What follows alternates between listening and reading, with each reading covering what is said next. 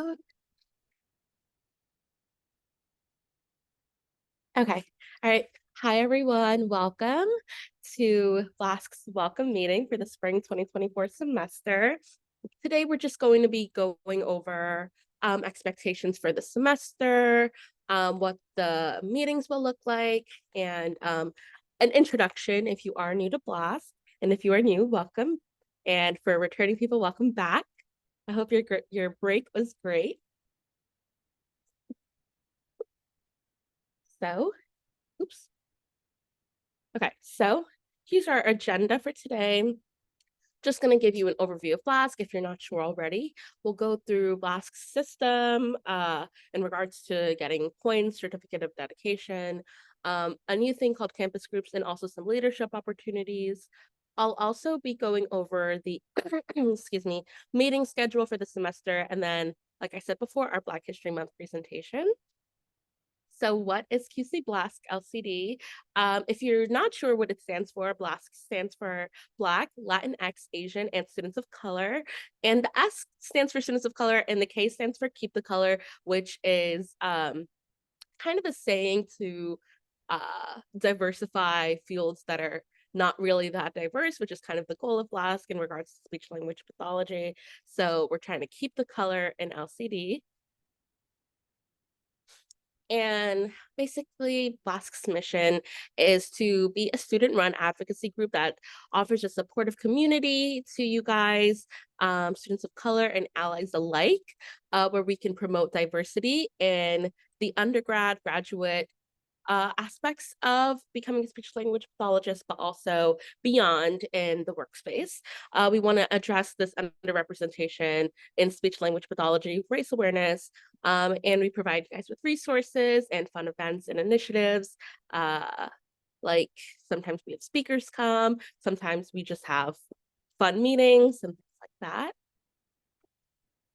So this is the executive board for spring 24. These are people that you can look to in regards to any issues or questions or concerns or even suggestions that you have regarding BLASK. So my name is Anaya. I'm the president.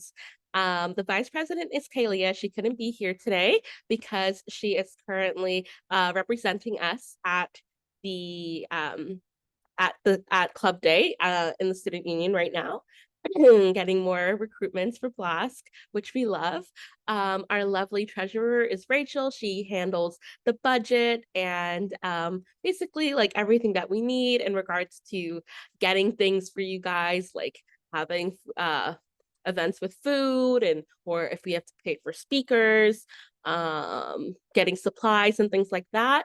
Our secretary is Christy. You can reach out to her if you have questions regarding anything to with BLASK because she monitors the email, but she also keeps track of attendance. She makes sure that you guys are getting your points so that you can get your certificate of dedication and things like that. And our social media manager is Lori, which she won't be with us too much this semester because she's doing a very exciting internship at NYU this semester. But anything that you see on our social media, that is done by Lori. The flyers that you see around campus, Lori makes those as well.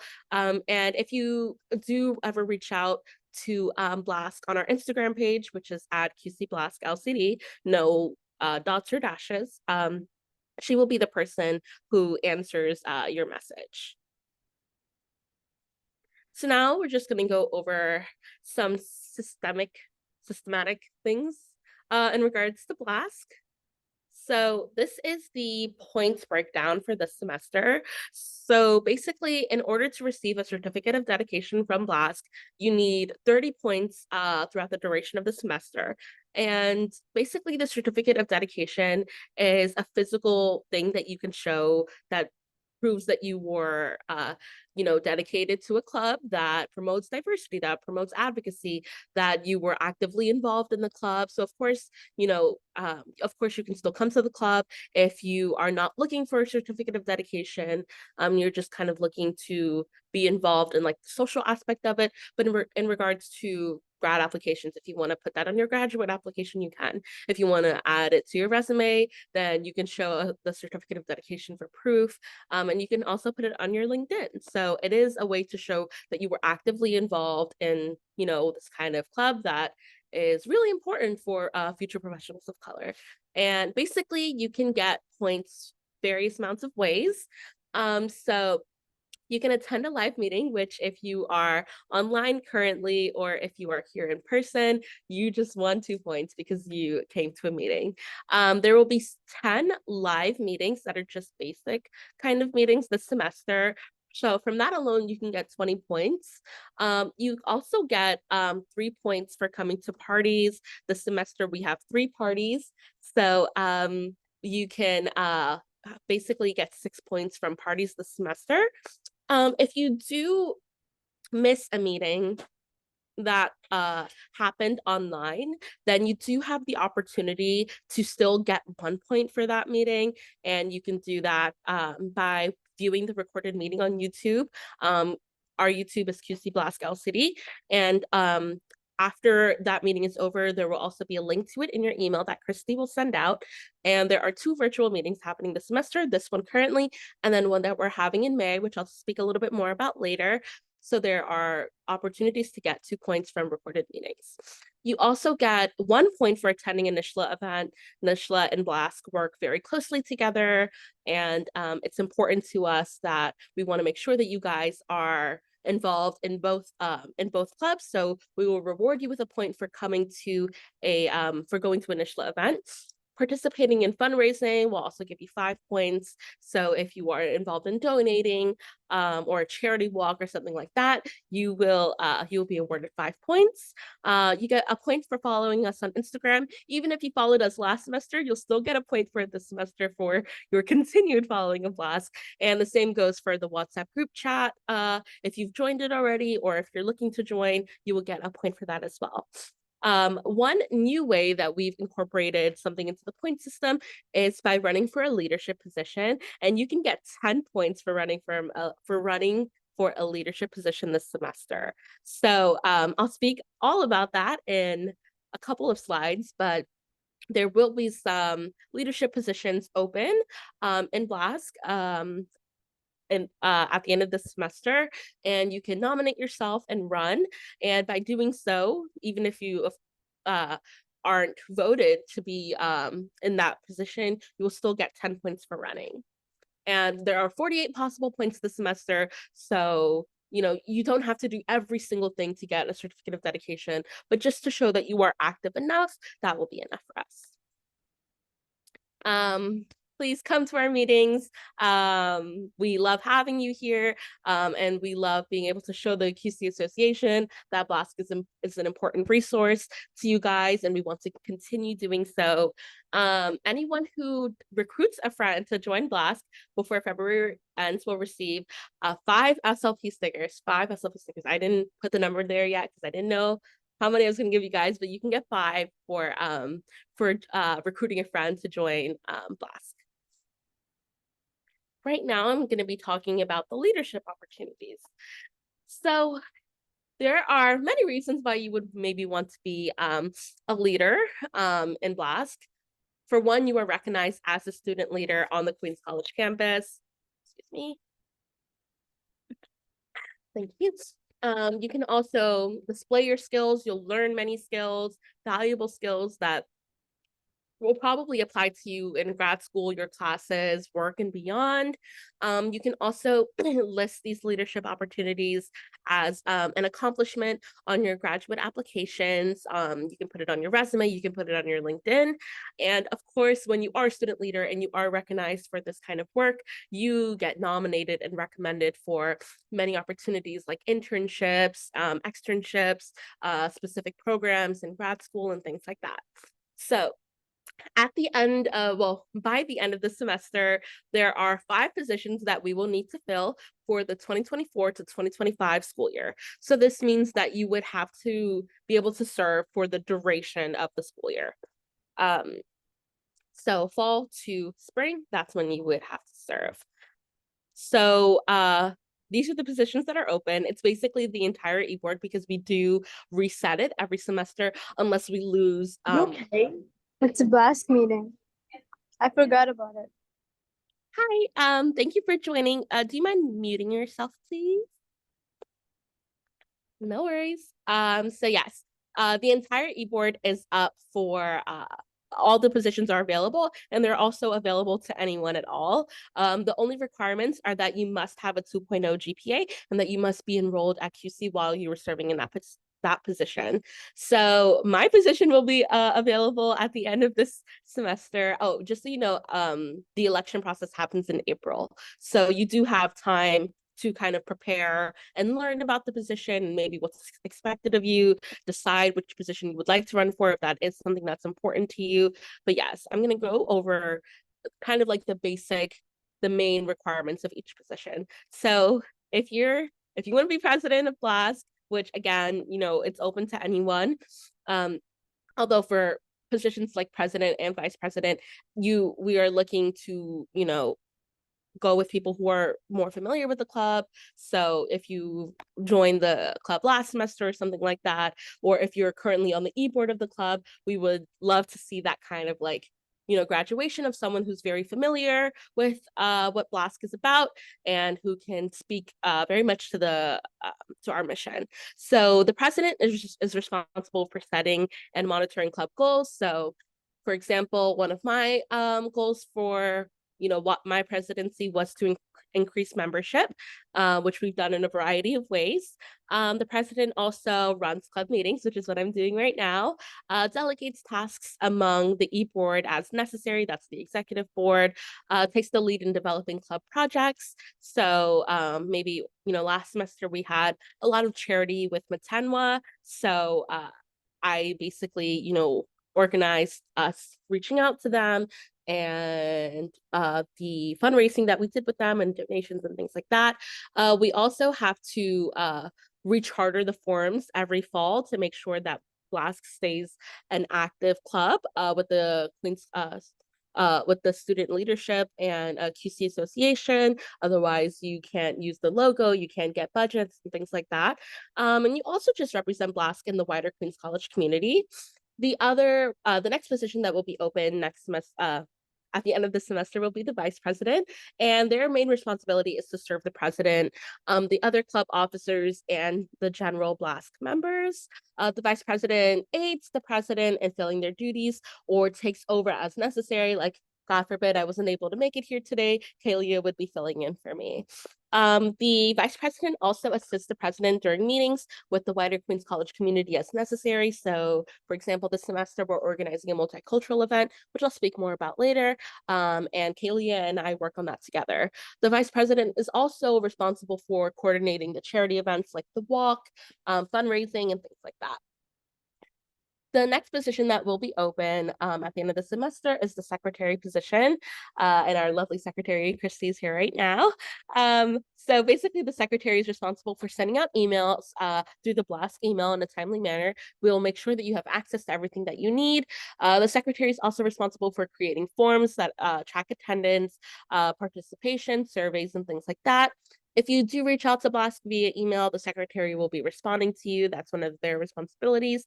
And they also keep our Google Drive organized, up to date, and just kind of administrative things. The secretary usually takes the head on that. The next position that will be open next semester is the treasurer position. Rachel will be graduating and on to bigger and better things. She'll be going to grad school. So we do need a new treasurer. And basically, the treasurer is responsible for organizing and monitoring the club budget. They ensure that our funds are secure by filling out budget forms and attending budget meetings, which this process has become really streamlined as of late, which you'll learn more about if you do decide to run for treasurer. And they also send speakers gift cards or thank you notes after attending our meetings and giving a presentation. The last position that will be open at the end of the semester is the social media manager. Lori will also be graduating and on to bigger things. So now that she'll be going to class, not BLASK, now that she'll be going to grad school, we need someone else to maintain the BLASK presence on social media, to create content, usually using Canva, to bring traction to our Instagram page. They will also be responsible for increasing membership through public engagement. They will be responsible for posting on social media regularly and creating the posters that go around campus. And also, if you reach out to someone, if someone reaches out on the QC BLASK-LCD Instagram page, then the social media manager would be responsible for replying to them. So yes, these are the 5 positions that are open. And like I said before, anyone can apply, anyone can nominate themselves. The only requirements are that you have a 2.0 GPA and be enrolled at QC while serving.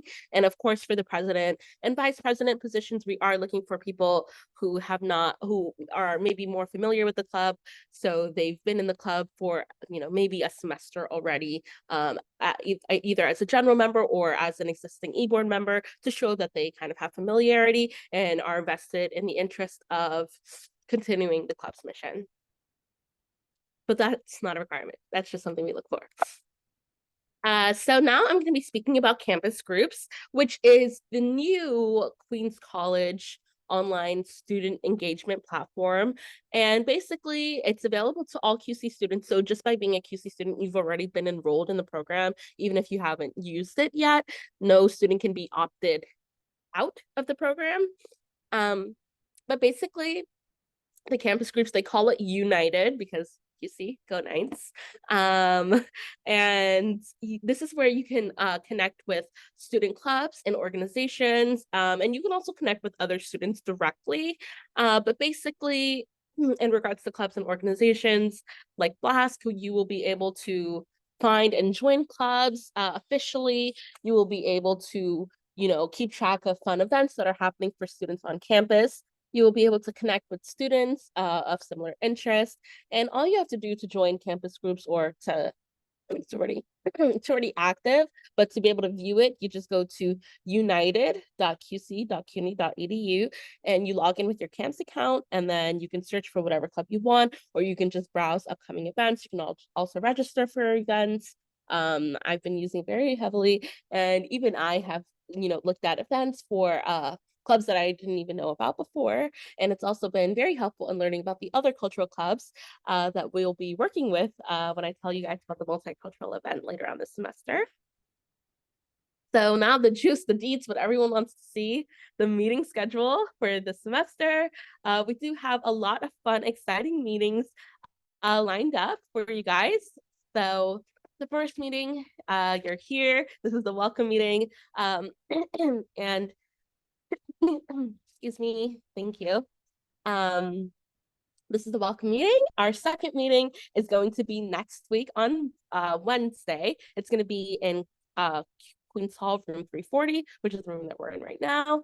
And this is a collaborative event with NISHLA. And since the meeting happens to fall on February 14th, it's going to be Valentine's Day themed. We're going to have speed dating, well, friendly speed dating, because we do like to have kind of a kickoff event each semester to get you guys motivated, excited to come, and to get you guys to know each other. And we thought that speed dating would be the perfect way to do that. So we'll have food, we'll have drinks. NISHLA members will also be here, so you guys will get lots of points for coming to this meeting, because it'll be BLASK party and also be NISHLA. And yes, please come, please have food, and there'll be drinks and get to know each other in 3 minutes or less. So yes, that's February 14th. And then the 21st, we have our vision board creation session. So basically, we will have all the supplies that you need to make a physical vision board. So we'll have like poster boards and magazines and things like that. So whatever you're looking forward to manifesting this semester or just for 2024 in general, is the perfect time to do it. And yes, of course, you guys get to take that with you. And then our fourth meeting is a midterm decompression session already. It's on March 6th, but I checked the schedule and that's right when midterms are starting. So yeah, so we will have board games and food and fun things for you guys to kind of decompress, play around, and just relax. We'll take a week off since you guys probably have midterms, and then the following week we'll be doing some basket making for a women's shelter. I've been talking to a few of them already, and we're just kind of nailing down which one we're going to be working with. But we'll have like baskets, and we would love for you guys to bring in like canned goods, hygiene products, things like that, that maybe, these women could use. And that will also be here in Queens Hall, room 340. And that will just kind of be in honor of March being Women's History Month. And then our charity walk is on March 27th. It's at 12:15. It'll be on the quad. This is still pending. We just want to make sure that Matenwa is all lined up and makes sense for them and everything's approved. But as of right now, it's going to be on March 27th. And then the following week, we'll have another collaborative meeting with Nishla, which again, more points, is going to be an internship panel. So basically, some seniors have agreed to speak to you guys about how to get internships, what to do in an internship, how to be successful at an internship. And these are seniors who've had more than one internship, so you know that they kind of have a diverse field of experiences. That'll also be in here, room 340. We'll have refreshments, and we'll just kind of like sit up here and give you guys the deets. Then the following week is our multicultural event. I put room 340 right now in case things don't span out with us getting a space in the student union.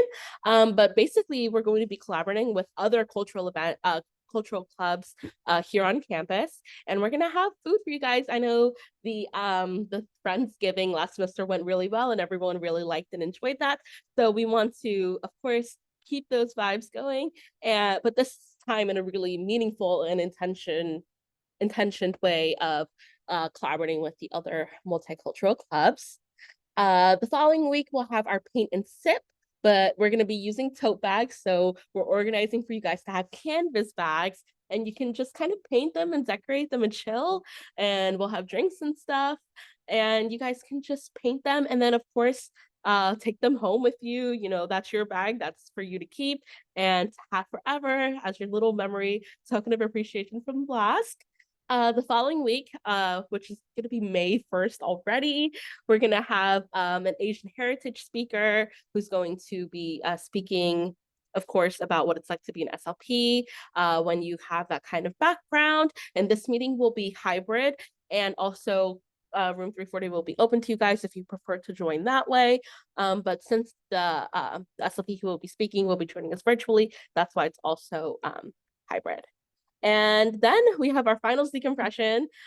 This is kind of a big surprise, so I'm not going to tell you guys what exactly is happening. It may or may not be in room 340 because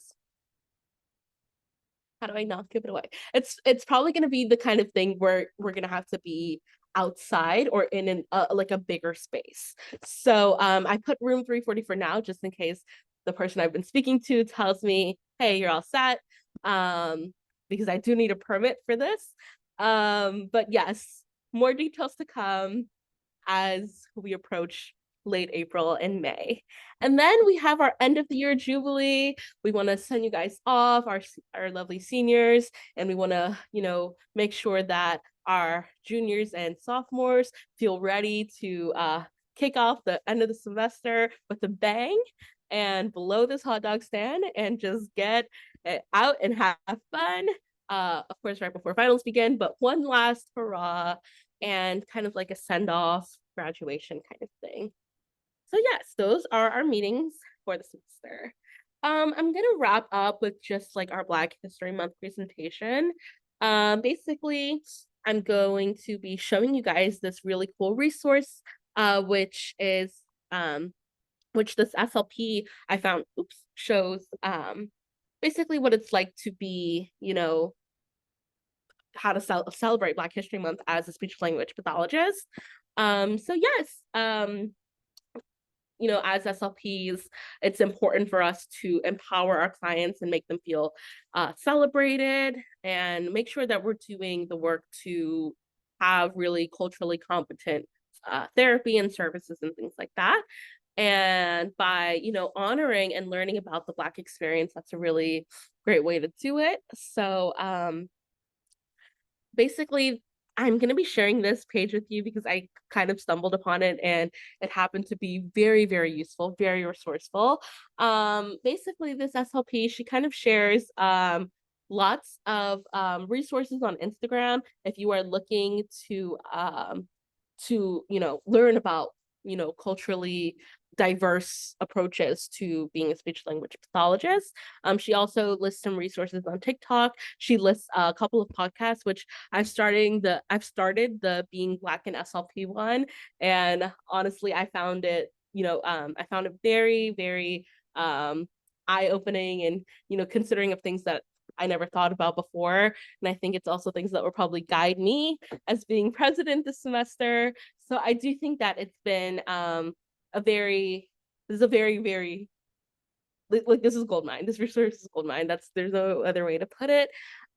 She also shares this book, I'm sorry, like many books actually that are catered to, giving children who, are living the Black experience with books that are representative of them and, what their lives might look like. She also shares a few of her other blog posts, but today we're going to be watching a short YouTube video. Oh, she also shows activities to use in sessions with kids in particular. Um, that also accounts for AAE in particular or AAVE. And there's also some research articles at the bottom of the page. But right now I'm going to be showing you guys the YouTube video, which is kind of like where she's very honest about what her experience is like. And I found it to be helpful.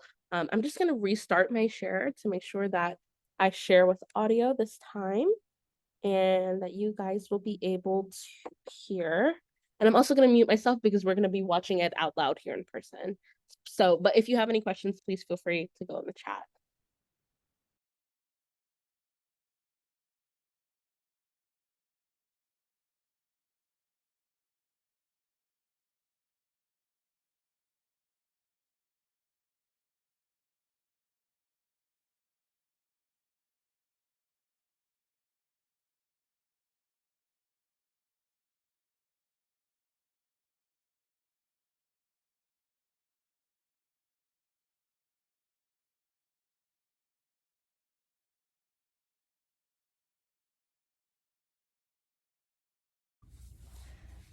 I wanted to make this video because I feel like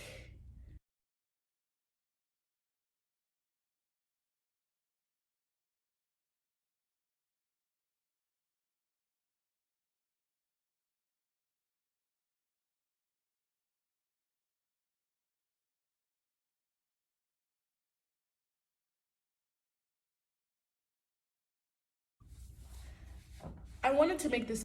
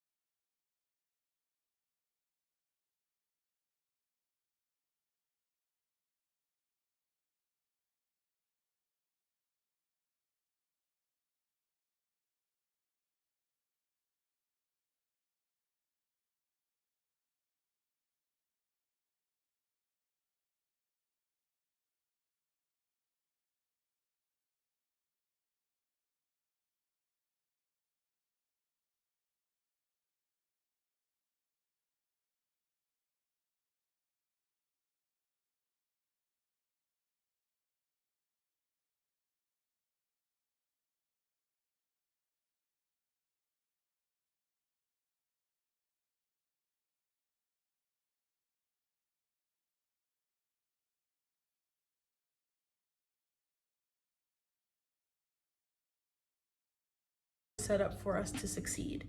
And that is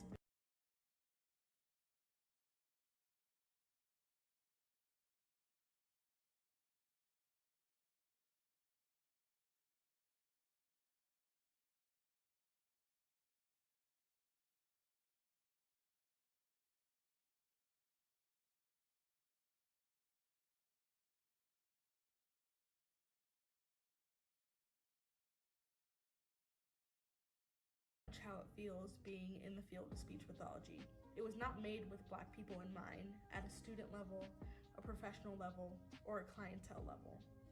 At a student level, I was one of 4 Black people in my undergrad, and I was the only Black person in my graduate class.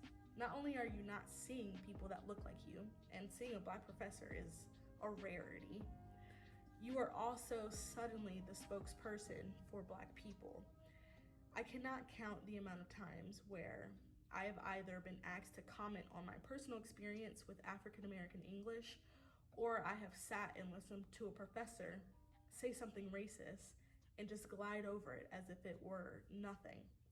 Being a Black student in those types of spaces can be very difficult because you are not a professional. You are very much in student mode. And for me, I know that I did not have that confidence to speak out like I do now back when I was an undergrad. Even back at the beginning of grad school, I didn't have that same confidence that I have now. And so when you're asked to comment on African American English, or when you see a professor who is teaching something racist, and you probably know they've been doing it for years, it's just very difficult to deal with those situations because you know that no one can relate to what you're feeling, and you just feel stuck because you feel as if you can't do anything about it, and that's not a great feeling to have. Speaking about a professional level, and I know that I have limited experience in this area so far because I'm just in my CF, but my Black experience is my experience. I often feel as if people feel as if you know less than the therapist next to you because you are Black.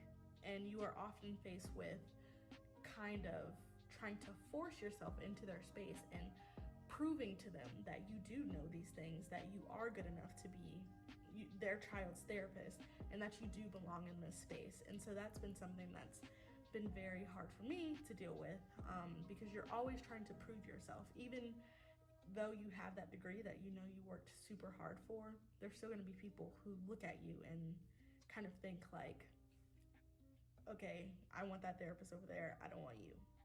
So to move on to my observation of a clientele level, I just feel like therapists are not prepared enough to work with culturally diverse backgrounds. There are not enough classes in grad school that you can take to prepare you for that.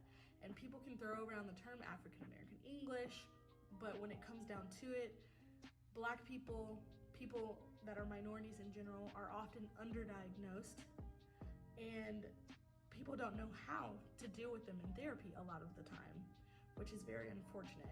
I know for me, when I was in grad school, the multicultural classes were optional.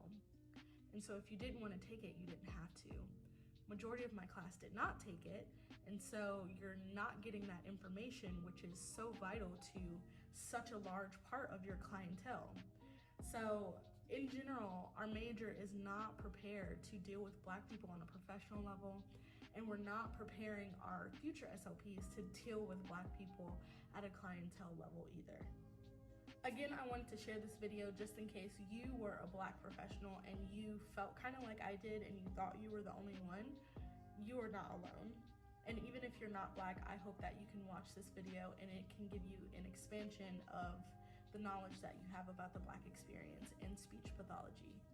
I do want to say that I am very grateful for the things that I have learned being Black in the major, as well as my current CF. My current CF is owned by a Black woman, and I have so many minority professionals in my company, in my corner, which is really awesome to see.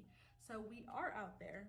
We're just very hard to find. So if you guys have any questions or you want to comment on your experience, feel free to leave it down in the comments, and I'll see you guys in the next video. Peace.